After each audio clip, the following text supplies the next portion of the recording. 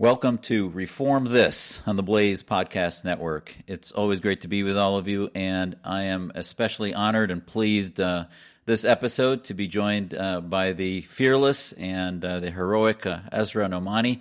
Asra, welcome to the program. Oh, thank you so much, Zuhdi. A lot of people don't know this, but as you know from my fearlessness, as we call it in the Muslim community, there aren't a lot of guys that I want to call my brother in Islam because most of them stand there at the front door of the mosque and tell me, "Sister, take the back door."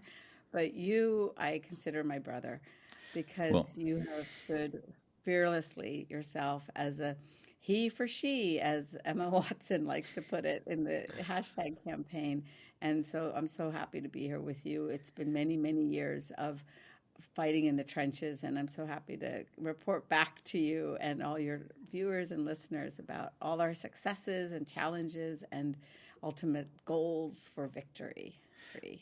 Well, you've been an unbelievable colleague and partner in this battle, and I am just thrilled to let our audience know about your book that's released. Let me introduce all of you to Asra. She's a West Virginia native and a longtime resident of Northern Virginia. She just published a book, The Woke Army, the Red-Green Alliance that is Destroying America's Freedom. And Asra, as you may know her from Fox and major media, is a former Wall Street Journal reporter, co-founder of the Pearl Project, investigated the murder of journalist Daniel Pearl, and she's co-founder of the Muslim Reform Movement that I co-founded with her, and she's a senior fellow in the practice of journalism at the Independent Women's Network that investigates indoctrination in schools. And her book really has been a long time coming. We've been talking about it for some time. It chronicles a lot of our efforts, and I think before we dive into this woke army, because as you know, Asra, the West and America especially has woken up to the woke culture and wokeism just in the last 5-6 years. But you've been working on this book, working in the trenches against Islamism long before this, and we've sort of been heralding the trajectory of the left-green, the red-green alliance, the left Islamist alliance, and that sort of, we weren't surprised at all by wokeism. Do you want to sort of give us a little background about where you came from in West Virginia and then Northern Virginia, and why this book was such a long time coming? Yeah, thank you so much. My birth was in India. I was born in the summer of 1965, and my family is a traditional family in Muslim culture. My mother wore the full face veil as a teenager. She was not allowed to go on to higher education because one day the driver ratted her out and told the elders in the family that my mother had dared to take the face veil off when she'd entered the girls' college. So she was summarily married off to my dad in an arranged marriage, and there she actually was affirmed and supported, and she started to really come of her own also. I mean, our family, my maternal family, is beautiful and lovely. She just had a much more traditional expectations and upbringing. And so my father and she came to America, and here she ended up becoming a businesswoman, babysitting for $1 a day, trying to raise money for my brother and me to be able to come to the U.S. And 4 years later, from my birth, I arrived in the U.S. in the summer of 1969. It was a time of great strife, and there was a lot of conversations about identity and race, human rights and civil rights, women's rights, and that's the childhood that I had. Growing up first in New Jersey and then Morgantown, West Virginia. And in Morgantown, as you experienced, Zuhdi, I was also growing up with the exportation of this new interpretation and puritanical interpretation of Islam from Saudi Arabia called Wahhabism. And it was entering into our communities in the U.S., as you've talked about on the podcast and the show. But for me, it was a different reality. My parents believed in the best of the expressions of Islam for equal rights. And whenever they got a scolding that I needed to stop running because I was wearing shorts as a Morgantown High Mohegan, they would let me move forward in life. My dad drove me in a Subaru from the foothills of the Appalachian Mountains to Manhattan for my first internship at Harper's Magazine. And so for me, this was the country that was able to afford me more opportunities than any Muslim country would have allowed me as a girl. And I became a reporter for the Wall Street Journal, ended up reporting on corporate America. With 9/11, like a lot of journalists, I got on an airplane and went to Pakistan, where half my family lived, having left India. And there, I rented a home in Karachi, Pakistan, and on this fateful day, January 23rd, 2002, my dear friend Danny Pearl came to visit, and it was then that I really confronted, this beast that is Islamism as we know it today, extremist Islam. And in that struggle to try to find Danny, a Muslim reformer was born in me, a Muslim feminist, and it was in those years then, Zuhdi, that I ended up challenging with you these establishment Muslims in the United States that were promoting and running cover for these dangerous ideologies of Islam. And that's when you and I came into their crosshairs. But for me, I was really also chasing the truth of what had happened to Danny, and that's how I made the move from West Virginia as a new mother to Virginia and made my home here in order to investigate Danny's murder as a professor at Georgetown University. And that's when I started confronting not only the Islamists that are living literally here in Northern Virginia, but their intersection with the wokeists, as we call it, pushing this wokeism that we know today. And to sort of get people up to speed over the last 23 years, not only 9/11, but then during the Iraq War, we saw a lot of the Islamist Muslim Brotherhood legacy groups claiming victimization, claiming that America was anti-Muslim.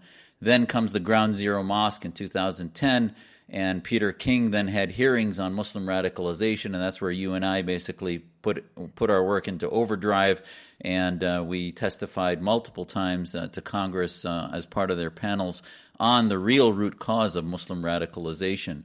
And if you want to lay out for us the premise of this the fact that we were sort of saying that, no, the victims are Muslims from other Muslims, and that the victimization mantra is actually going to set America up for failure, not just about Muslims who are barely 1.5% of the population, but everybody is going to become a victim of this sort of minority-obsessed identity politic.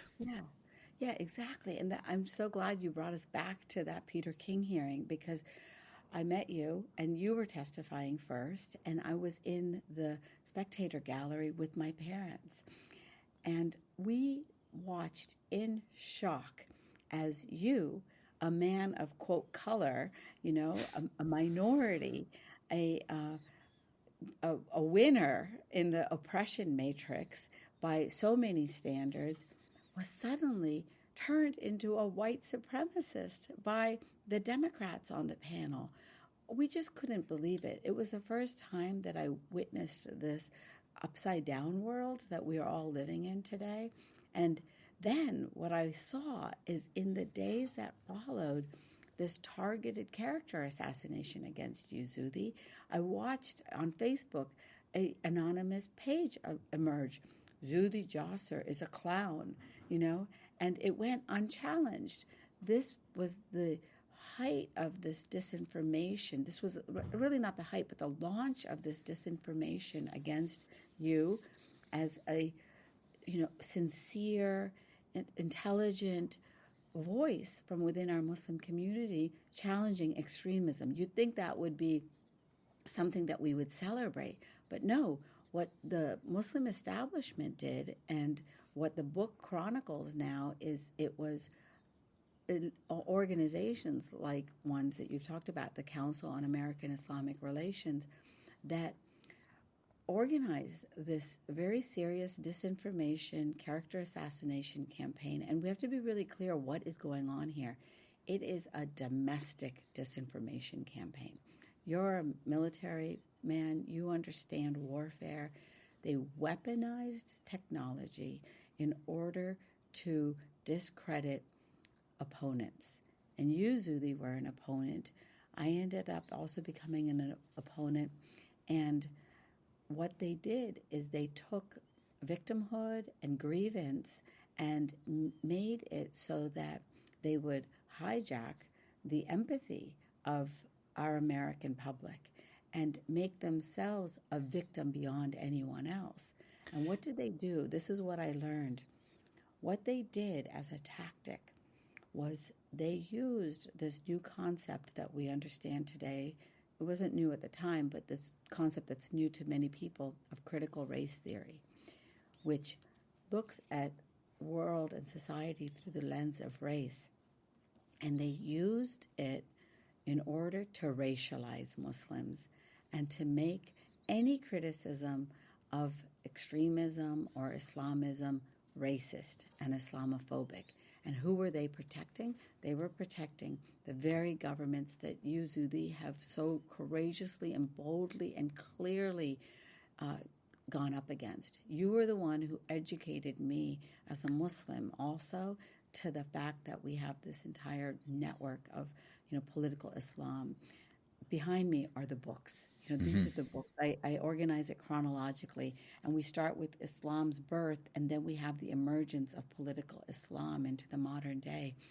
And what happened is these organizations like the Council on American Islamic Relations used race in order to turn themselves into a more acceptable victim in American society.